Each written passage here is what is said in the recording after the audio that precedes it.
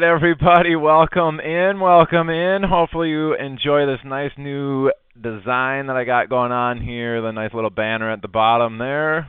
Things are looking on the up. Let's get this show upgraded a little bit, huh? How about that? So this is going to be your Week 14 DFS Adjusted Line Play Report coming at you from Zilla Fantasy Elite. My name is Todd. As you can see there on that fancy new bottom banner at Twitter, Todzilla1337. Give me a follow on there. Let's talk to each other, give ourselves some advice on DFS and some plays that we can do, or if you just want to get a hold of me and ask some questions or ask my advice there, it's Todzilla1337 at Twitter, and then off to the right side there, obviously you're probably watching this on YouTube, but that is the name, Zilla Fantasy Elite there on YouTube. Go there, give a subscribe, click the bell, so every time that I release a video that you get the update and you can see it right away.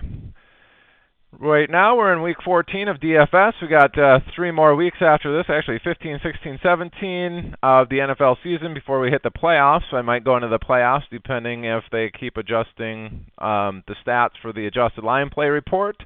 If they do, I will certainly give out some DFS advice for that. Otherwise, going into the off season, it's going to be mostly dynasty stuff. I got a few podcasts kind of lined up for dynasty podcasts there, so keep that in mind. Zilla Fantasy Elite YouTube, hit the subscribe, hit the bell. If you're doing dynasty, give this page a follow. I do post the game clips of a lot of these rookies and first year, second year type guys, so keep that in mind. Subscribe, follow on Twitter. Let's get this show on the road. We got Week 14, 13 games on the main slate this week.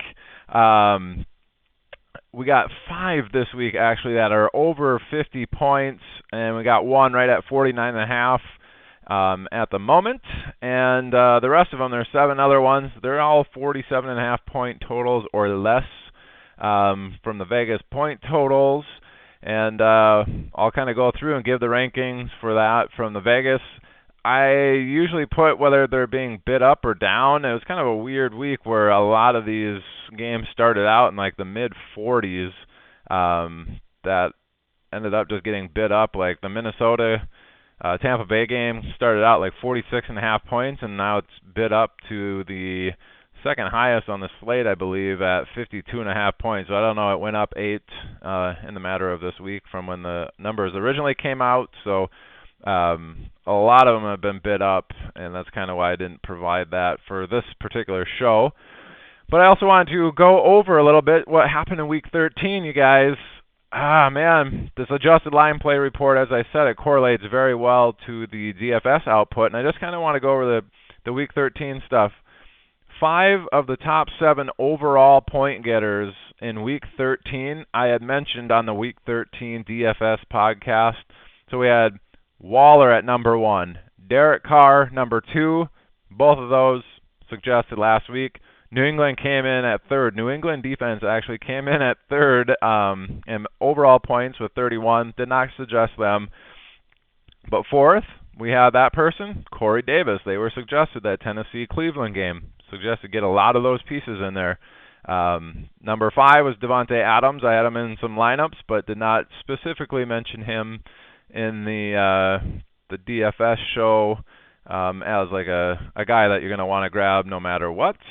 I did mention their Green Bay defense, but so we had Waller, Carr, New England 3rd, Corey Davis 4th, Devontae Adams was number 5, and then we had Baker, who I mentioned, was 6th overall, and Tannehill was 7th overall. So we got 5 of the top 7 in Week 13. And just as far as positional things are concerned, we had Derek Carr, number 1, Baker, number 2, Tannehill, number 3, Jared Goff, number 5. So we had 4 of the top 5 at quarterback. At running back, we had Montgomery, number 1 overall guy, Dalvin Cook, number 4, James Robinson, number 5. And I had suggested on there Frank Gore might be a solid cash game option. Well, he got injured immediately in that game. And guess what? Ty Johnson, he went off. He was the 6th highest scoring running back on the slate last week.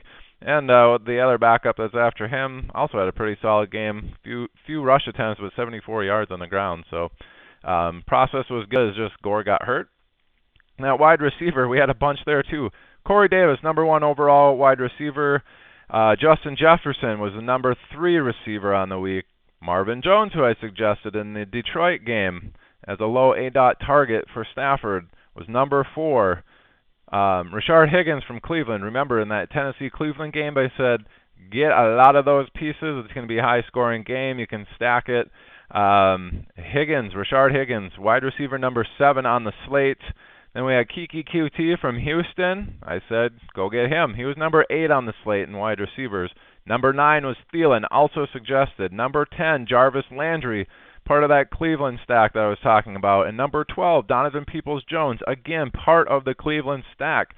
So we had 1, 2, 3, 4, 5, 6, 7, 8 of the top 12 wide receivers mentioned last week. Tight end, Darren Waller, number 1 overall point scorer on the slate last week, suggested. Then we had Hawkinson as part of the Detroit low A-dot. He was number 6 tight end. And if you really want to, I had mentioned the Tennessee tight end. Ferkser did go 5 for 50, somewhere around that range. And Michael Pruitt actually scored 2. He had 1, I think, on a special teams touchdown, though, which was kind of fluky. But he also caught a touchdown there, and he was number 4 overall on the tight end slate there, the Tennessee tight end. And then defense, out of the top 6, I had suggested number 2, number 4, number 6, which was Miami, Green Bay, and the New York Giants defense. So proof is in the pudding there. This does work. Adjusted line play report.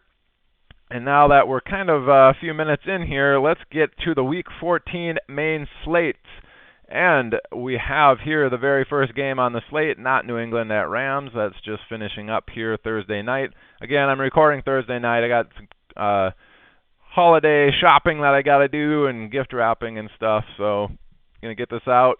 I'm recording on Thursday and I release it here Friday morning. So by the time that you are watching this, it's already going to be Friday or even closer to game time kickoff. Anyway, first game on the slate here, Tennessee at Jacksonville. We have a 52-point total there. That is 3rd out of 13 games on the slate for 3rd highest there. Big high implied point total there from Tennessee. They are 7.5-point road favorites. I believe that's the 2nd highest team implied total on the slate there. And the adjusted line play report is suggesting the Tennessee pass attack yet again. If we go over here, offensive pass protection for Tennessee, 6th overall. Jacksonville, 29th. We've seen Jacksonville just get slaughtered through the air. Their defensive run blocking has been pretty solid, even going in the face of quite a bit of stiff competition at the running back position recently. But Tennessee, 6 versus 29 there. We should see Tennessee be able to move the ball through the air. The pass attack is the biggest mismatch here. We're looking at Tannehill being a very good play at quarterback. And then his passing options, we have Corey Davis yet again. Since he's been so consistent recently, I think his roster sit percentage is going to be pretty high, considering he's the cheaper option out of the 2 receivers that they got there. A.J. Brown going to be a little bit pricier. I don't think people are going to try to get up to him necessarily in this, so I think Brown actually comes in with the lower roster ship percentage, and he could be somebody that just completely obliterates the slate, 2 touchdowns, 180 yards, kind of like Corey Davis last week. So Corey Davis, A.J. Brown, Jonnu Smith possibly. If he doesn't play, you could be looking at Ferkser at tight end. And then Henry would be in play on here. We do have a high implied point total. Tennessee's 3rd in run blocking. Jacksonville kind of middle of the road there. They should be able to run on them, especially if you think game script. Tennessee's going to be up big on Jacksonville. You might see Henry have a bigger role there, and he is always a candidate to take a screen pass to the house. But according to the adjusted line play report, we should be looking at Tennessee on the pass attack side. And then Jacksonville, I think they're going to be able to move the ball in Tennessee. You look, Tennessee generates almost 0 pressure on the quarterback. Jacksonville, not very good in pass protection, but they're on the cusp of this not being red. I think 21 is the cutoff for being just a neutral. And we see Jacksonville at 22. They're going to have a little bit more time than usual. I think we're going to be seeing Mike Glennon with a little bit more time, which means potentially looking at DJ Chark hooking up with Glennon there, and perhaps Chenault or even the tight end there, Eifert. And then Robinson obviously in play here. We got Jacksonville fourth in offensive run blocking. Tennessee kind of middle of the road there. Robinson always in a poor matchup, always in bad game scripts for the most part. Even when they're not in a bad game script, he still does seem to get a few receptions here and there. So he seems like he's more of a cash game option. But if you think this game's going to hit the over on that, Robinson could potentially fall into the end zone twice in this matchup. Tennessee's defense is bad, and if Jacksonville's able to move the ball on them, this could be a very, very nice DFS stack with lots of people that you can stack in this game. Pretty much any offensive weapon from Tennessee, and then I think you can get Jacksonville. And if you're looking to get really cheap, Mike Glennon's probably super cheap, and I could easily see him getting 2 or 3 touchdowns in this game. And then obviously he's going to have to pass it to somebody, so DJ Chark, Laviska Shenault, maybe Eifert in there would be the guys I'd be looking at for the most part. On to the next game here. We have Dallas at Cincinnati. So we go from the third highest to 42.5 at this Dallas at Cincinnati. Dallas 3.5-point road favorites here. This is number 13 out of 13 games on the slate. The Dallas offense is the adjusted line play report suggestion here. And we look at it. Offensive run blocking 9th. Offensive pass protection 9th. Cincinnati's pass rush defense dead last. Against the run 30th. Pretty much any offensive player from Dallas would be in play here based off of this. Just has got a really low implied total, lowest Vegas one on the slate. So if you think that's going to be more of the case, I'd be avoiding this game in general. If I'm going to play anybody, it'd probably be just one player here from Dallas or one player there from Cincinnati to fill in any sort of last roster spot that I have. The Dallas air game, maybe, if you're going to do the pass game. Dalton's the quarterback there. Wouldn't be looking to stack him necessarily. As I said, just kind of one-off positions. Zeke might be a good play here, especially if you think Dallas is going to be up. He has battled an injury, so if he's out, look at Tony Pollard, kind of like your free square guy in tournaments and in cash games. In the pass attack, you can kind of pick your poison. If you're just picking one, you can go for Gallup. If you got a bunch of money left over, maybe you could do Amari Cooper, CeeDee Lamb. Probably going to be one of the lower rostered of the three there. Michael Gallup got 11 targets last week, and it seems like Dalton does like him quite a bit. Dalton Schultz, the tight end there. Cincinnati has been pretty poor against tight ends as well. So pretty much pick and choose one guy from Dallas. I wouldn't stack them necessarily. And then Cincinnati, if you look at Dallas's pass rush is 20th. I think if Dallas is going to move it, it's going to be through the air. The adjusted run blocking is 32nd for Cincinnati. And Dallas also equally as bad. They're the worst defense and offense for the rush attack there. Cincinnati might be able to move the ball, but if that's the case, you'd be looking at Gio Bernard or Samaj Pirine. Wouldn't be looking at playing either really of those. But if they're going to be moving the ball through the air at Cincinnati, which they're probably going to have a little bit more time than they're used to against Dallas, you're probably going to be looking at T. Higgins or Tyler Boyd, and then just the pass tendencies of the new quarterback there, Brandon Allen. He targets the tight end, even going back to last year's few games that he started for Denver. Drew Sample could potentially be in play if you're punting the tight end spot there. And I think I've spent way too much time on a 42.5-point game total there for a matchup that I'm probably only going to have one or two pieces of at most in any lineup. So on to the next one. Arizona at New York Giants, 45-point total there from Vegas. This is 10th out of the 13 games on the slate. And we pretty much have just a stalemate here for most of our stuff.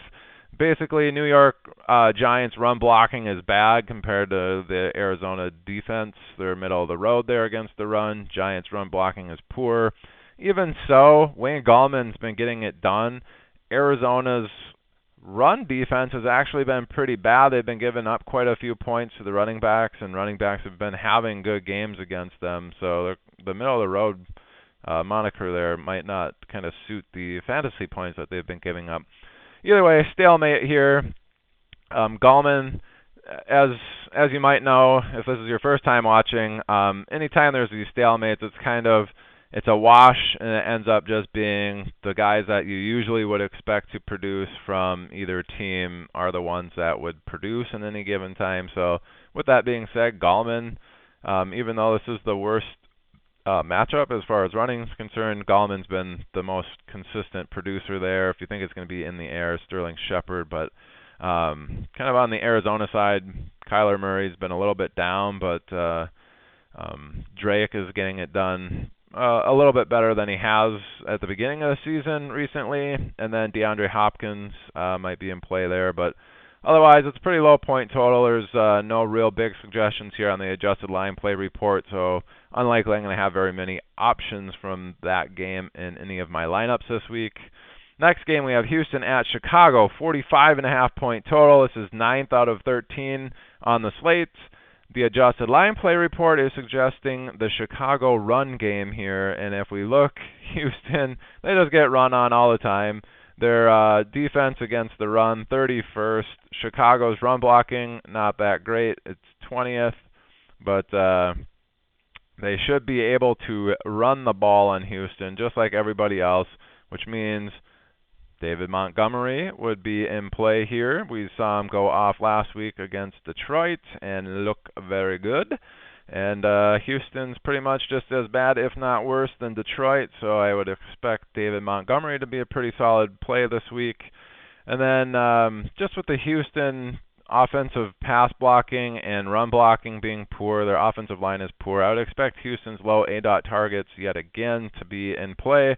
Last week, that ended up being Kiki QT, as I had suggested, and then Brandon Cooks, not necessarily low A-dot target, but he's more of the intermediate, but he can get that underneath stuff done as well. Otherwise, Jordan Akins kind of busted last week, somebody that you could look at there, but not necessarily one that I'm going to be attacking. And Chicago's defense has actually they've had some injuries, and they've been pretty bad lately, so if you wanted a really sneaky GPP type of play, you could do the Houston pass game there and just cross your fingers. Chicago, that is, has been giving up quite a bit of heavy pass attack games here recently, so keep that in mind. Next game on the slate, Denver at Carolina, 47-point total there. That is 8th out of 13th, so just not quite half of the bottom half of the slate this week. Really, the adjusted line play report, kind of Denver's defense maybe. Carolina's missing DJ Moore. I believe he had COVID.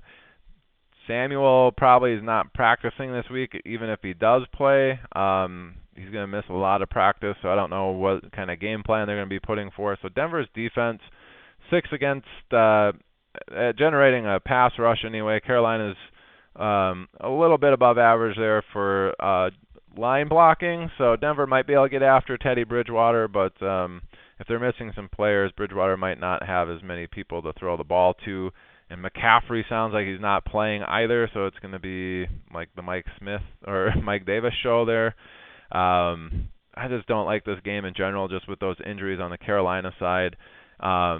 With Carolina's defense, though, we see 26 in the pass rush. Denver, they might have a little bit more time than they're used to throw the ball. If you're going to go with that route, Tim Patrick, Jerry Jeudy, maybe just one piece from their pass attack. Otherwise, this is a game I'm going to be pretty much completely avoiding as well. Just don't like it. There's a lot of other better totals on the slate and better, stackable things, stackable games. Speaking of which, we have a 52.5 point total here. Minnesota at Tampa Bay. Tampa Bay 6.5 point favorites there. That 52.5 points is number 2 out of 13 on the slate. Adjusted line play report basically suggesting anybody on the Tampa Bay offense. So we look, pass protection 3rd, Minnesota 24th, and generating a pass rush Tampa Bay run blocking 14th, kind of middle of the road, but Minnesota 29th in the adjusted line yards on defense for the run. Tampa Bay is going to be able to run the ball. Tampa Bay is going to have a lot of time to pass the ball. The fortunate thing for us DFSers is it sounds like Evans has a hamstring injury. He was limited Wednesday. Today did not practice. Those middle of the week, towards the end of the week, downgrades on an injury from limited to out, or prior injury the week before, full, then limited. Never very good at the middle. Like, if they're downgraded during the middle of the week, it's usually bad news. So Evans might not play here, which fortunately for us means a little bit more condensed target share in the Tampa Bay offense. You'd be looking at Tom Brady in this game. I think this is going to be a game that could end up in a shootout. So we'd have Brady at quarterback being a good play. If Evans is down, you're looking at Godwin and Antonio Brown. Minnesota in the slot isn't that good, but that's their strong suit in the pass defense there. The outside corners are really, really bad. Dantzler and I can't even remember the other guys. He's just basically somebody off the streets. And Brown has actually been lining up a bunch outside. Godwin's been the guy that's in the slot. They've been moving Evans in the slot. And if Brown's going to be the guy on the outside and Evans is going to be out, I think Brown might have one of those blow-up games here with Evans being out. And then Godwin, I believe if he would go into the slot, that's potential. Otherwise, they might put in Scotty Miller into the slot and then just bump Godwin and Brown out to the outside most of the game and kind of interchange Watson. Depends on what their game plan situation was. If they just were planning on having Evans outside, they might put in Justin Watson on the outside with some of those. He might be in play too. But Brady, Godwin, Brown, and then probably Gronk are the pass game options that you're going to want to attack in this game. And then on the running side, Rojo, he is an option. Or he is an option, especially if this is going to be a shootout, lots of scoring opportunities. Actually, with the defense, the way it sets up for Tampa Bay, they're really good against the run. I think they're actually better against the run defensively than Minnesota's number one run blocking is. So watch for their run game to be stifled. I think Minnesota's going to have difficulty scoring early on in this game. I think Tampa Bay is going to get up big, which could lead to a big Rojo game. Speaking of which, though, I think Tampa Bay, you look at their adjusted line yards, third, Minnesota first in run blocking. It's kind of a wash. Dalvin Cook could have a solid game, but I doubt it in the run aspect of it. But what I'm looking at is Minnesota's pass protection, 24th, Tampa Bay 5th. That is a mismatch there. I think Tampa Bay will be able to get after Cousins. He's not very good under pressure, so I could see Tampa Bay's defense having a pick six of some sort. It's been 2 or 3 games in a row that the defense against Minnesota has scored there. So Tampa Bay defense in play there. But I think if Minnesota is going to get down early, they will be able to move the ball through the air on Tampa Bay because people have been moving the air against Tampa Bay in the last few matchups there as well. So Minnesota lower ADOT, if they're going to be getting after him, would be Justin Jefferson and Irv Smith probably, as Mike Rudolph did not practice. If both of those tight ends are out, it might be a bad news game for Minnesota, but it could lead to an extended amount of Dalvin Cook dump-offs, and he could see a pretty game in the pass attack there for Minnesota. So kind of a game where you can pick and choose a lot of pieces. If I'm going to be doing anything, I'm stacking the Tampa Bay side and maybe picking one run back from Minnesota. If you want to do a Cousins, Jefferson, and Irv Smith type stack, or Jefferson and Thielen stack, you probably could, but I would assume the probability is in the favor of the Tampa Bay pass attack. If you do the Minnesota stack, run it back with Rojo. I think those would be smart options. Let's get on with the next game here. Kansas City at Miami. 50.5 points. That's tied for 4th out of 13. And we're looking at 7-point road favorites for Kansas City. Stalemate pretty much across the board everywhere. And basically, when that happens, just start the guys that you'd expect to score points. Miami, not that bad on the perimeter. Their cornerbacks are pretty solid. Tyreek Hill does actually get quite a few snaps out of the slot, which means he could get get open there. But I'd be looking more for the Mahomes and Kelsey aspect from this side, and then perhaps if you're looking for a cheaper option to get into this game, a Sammy Watkins there as well. But Mahomes, Hill, Kelsey, your standard ones if you're in a stalemate that usually score points. Maybe Watkins has his blow-up game this week. And then on the Miami side, if there's stalemates, if anybody's going to be scoring points, it's probably Devontae Parker or Mike Gesicki. I don't know about the run game there. It's kind of up in the air, and that's something I would avoid in general. On to the next game, we have Green Bay at Detroit, which I believe used to be a noon game and then got transferred into the afternoon. And this is, ding, ding, ding, the highest total on the slate, 55 points from Vegas. We have Green Bay 7.5-point road favorites. As I said, first on the slate out of the 13 games. Green Bay offense, pretty much you can start anybody there. Pass game, it's going to be Rodgers. It's going to be Devontae Adams. And they're probably going to have a blow-up game if that's where it goes. Otherwise, Allen Lazard, the secondary option. Robert Tonyan at tight end is an option. And then that's because they're pass protection. Third, Detroit, 28th at generating any sort of pass rush.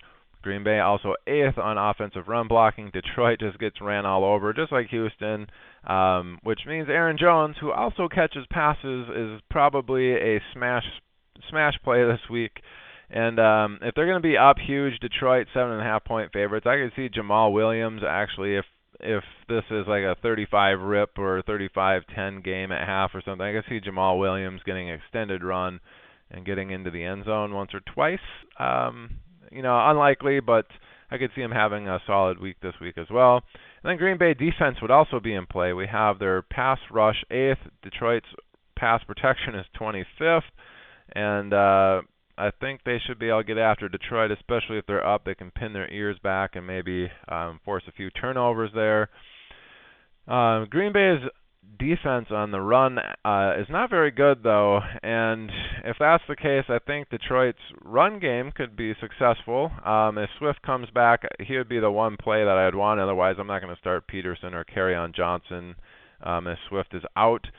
If Green Bay is going to be getting after the quarterback, you'd be looking at the lower ADOT targets there from Detroit, which is Hawkinson, Marvin Jones, kind of more underneath now. Amendola is the underneath guy. Quintez Cephas did see some longer routes. If that can happen, that would be great. But the lower ADOT targets, most likely Marvin Jones and Hawkinson would be your best bets there at Detroit. I don't think Galladay is supposed to play in that, so. On to the next game, we have Indianapolis at Las Vegas, 50.5-point total. So it's one of those 5 that were over 50 points. Again, tie for 4th out of the 13 on the slate for highest point totals there from Vegas. And really, we have the Indy pass attack on here. So if we look at their offensive pass protection, 8th, Las Vegas, 30th at generating a rush. Phillip Rivers could be in play here. Michael Pittman Jr. in play. T.Y. Hilton in play. And if you want to grab a tight end potentially, they might be in play as well. And then nobody really from the Las Vegas side according to the adjusted line play. And then I kind of have a question mark on the Indianapolis run game. Their run blocking is poor, but Las Vegas against the run is also very, very poor. And Indianapolis might find themselves being able to run the ball with a little bit more ease than they're used to. Jonathan Taylor could be in another position to get those 20 to 30 points like he got last week in FanDuel. So keep an eye on that. But it's kind of an Indy offense game there, and good luck to them, I guess. It's one of the tie for 4th there on the slate. New York Jets at Seattle is the next one. We have Seattle 13.5-point home favorites, 47.5-point total there from Vegas. 30.5-point implied total from Seattle, I believe, is the highest in the game. And with that being said, we actually have Seattle defense as a suggested adjusted line play report option. We look at their defense, 14th generating a rush. That used to be one of the worst in the league. They've been getting really, really good as of late. Definitely improving. And the Jets, 29th in offensive pass protection. Expect Seattle to get after the Jets, potentially getting a pick 6. They are turnover turnover prone there in the Jets side on offense. Then the Seattle pass game, maybe just increase time for them. Their pass protection is usually really poor, but the Jets also very bad at getting after the quarterback. I think Wilson will have a little bit more time than he's used to, and you could just look at the pass game, Lockett and Metcalf, pretty high target funnel there. Both of those guys are in play along with Russell Wilson potentially. If they're going to be scoring their points, it's probably going to be through the air, which is how most of the people move the ball on the Jets, is through the air, and then the running backs end up scoring touchdowns either through the air or on the ground, and that's why it looks like they're a good matchup for running backs because they score a lot of fantasy points, but not necessarily a lot of yards for them. So keep that in mind when you're looking at Chris Carson potentially for that matchup. I would avoid him. I probably won't be in very many of my lineups. Next game we have here, Atlanta at the Los Angeles Chargers, 49.5 point total. So this is number 6 out of 13 on the slate. I don't know if I said it before, but Jets at Seattle was number 7. Atlanta at the Chargers, number 6, 49.5 points from Vegas there. And we have Atlanta actually as 2.5 point road favorites against the Chargers. And adjusted line play report, basically a stalemate other than a bad run game for the Chargers, 26 in run blocking, Atlanta 6th. Atlanta's been doing a very good job on the ground against running backs, not necessarily through the air. Eckler obviously super good through the air, but when we have these stalemates, this is a higher total. Just start the guys that you normally would. This isn't one that I'm possibly going to be looking at necessarily stacking. I think there's a lot better options this week, even though there is a lot of options this week. So there's probably going to be, they call it a thin slate, where there's not a lot of highly rostered people on the slate just because you can spread it out between so many games here. But on this side, obviously Julio, Calvin Ridley on the Atlanta side, and then the Chargers, Eckler, and got Keenan Allen there probably scoring some points as well. Atlanta is beatable through the air. So pass attack there, potentially you'd be looking at Herbert in the pass attack. But New Orleans at Philadelphia, this one makes me really nervous. It's 43 points from Vegas, which is tied for 11th out of 13. And really, it's a low point total, and the adjusted line play report is also kind of confirming that, as just the defenses are viable in this. Philadelphia, number 2 in the offensive or pass rush against the quarterback. New Orleans at number 1. Saints 12th in offensive pass protection. So Philly, maybe a little bit of a mismatch there. New Orleans definitely pass rush 1 versus 32. It doesn't get any worse than that. But they have Jalen Hurts there, rookie quarterback coming in. He is mobile, but definitely could be making a few mistakes there. So New Orleans defense in play. And Philadelphia defense in play, as they are pretty good on the line there, neutralizing New Orleans kind of run blocking there and being able to get after the quarterback. I think Taysom Hill and Jalen Hurts both struggle in this game. I do see this being a very low scoring game, and it's just going to be a lot of quarterbacks running the ball and running backs kind of running the ball, and I don't think the offenses are going to go much of anywhere, and there might be several turnovers. This is probably going to be a super ugly game. Thus, the adjusted line play report also suggesting only defenses available here. Philly, 6.5 point underdogs at home there to New Orleans. Then we get the final game of the main slate here, which is Washington at San Francisco. Guess what? They're tied with this New Orleans-Philly game as the 11th highest there out of 13. Basically, adjusted line play reports only suggesting San Francisco is going to have a bad run game, and Washington also going to have a bad run game. I don't like the 43-point total there, and just because the defensive line here for Washington's pretty good. Pass rush 4th. San Francisco decent in offensive pass protection. Washington defense against the rush 7th. San Francisco 28th. It's just kind of it's just bad game all around here. And really, the adjusted line play report is suggesting nothing other than watch out for San Francisco and Washington having bad run games there. And then the pass protections are pretty neutral for the most part. So no offensive weapons, no defensive weapons, just kind of a stalemate there. If you want to start some people from Washington, go ahead. If you want to start people from San Francisco, go ahead. Probably not going to be in a lot of my lineups though. Anyway, guys, 13 games for Week 14 on that main slate. Take a peek after this at the people that I'm suggesting. There are a lot of high games there, and then I'm going to post those Vegas totals after that.